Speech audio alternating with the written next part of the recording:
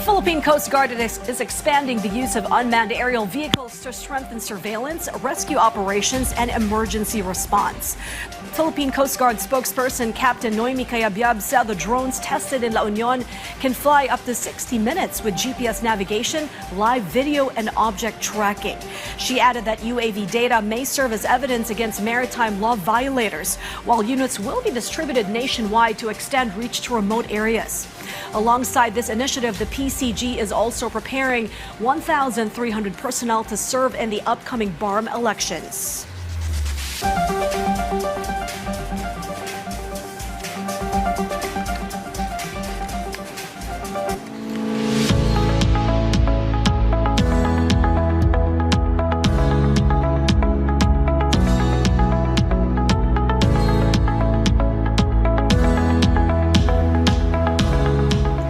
And to tell us more about this development, joining us via Zoom is Captain Noemi Cayabyab, Philippine Coast Guard spokesperson. Good evening, Captain, and welcome to PTV News Tonight's Interface. I'm Charms Espina.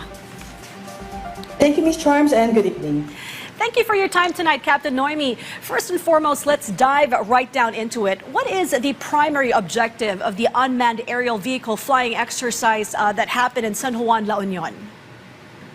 Well, the primary objective of this UAV exercise is really to test the capabilities of our UAVs in aerial and maritime surveillance, as you have mentioned, and to include as well the coastal monitoring and emergency response. This UAV is part of the modernization effort of the Philippine Coast Guard to strengthen our maritime domain awareness. Okay, you mentioned earlier a lot of major significance in the UAV's presence. But how can the UAV strengthen the PCG's mandate, specifically in surveillance, maritime domain awareness, and coastal monitoring? What are these specific instances? These UAVs provide the real-time and, of course, the higher resolution imagery that can't always be captured by our patrol boats. They can monitor the wide areas faster, document the incidents, and at the same time, pinpoint the locations of the subjects on land or at sea. Okay, Captain, why is calibration and flight testing important before UAVs are deployed in operations? We know that any technical difficulties can destroy the entire objective. Yes, this calibration exercise that we have conducted is really to ensure the safety, the data accuracy, and proper system functionality. So without proper calibration, the Philippine Coast Guard believes that the reports may be inaccurate, which can lead to poor decisions and, of course, technical issues during the missions. Okay, that being said, what is the entire process or a summary of pre-flight checks, sensor alignments, and navigation system calibration for these UAVs? The pre-flight checks begin with inspecting the battery, signal transmissions, the propeller integrity, and the flight software, while the sensor alignment involves adjusting the camera and the infrared sensors to correct the angles. And lastly, the navigation calibration includes the ensuring the GPS accuracy and the flight stability. Captain, earlier you mentioned that there is a huge benefit for surveillance and maritime domain awareness using these UAVs. But what are more of the key technical capabilities of these UAVs? Well, this UAV can fly for 1 hour and in 1,000 feet in height and 10 kilometers in distance. It has also a GPS navigation that can transmit live video feeds.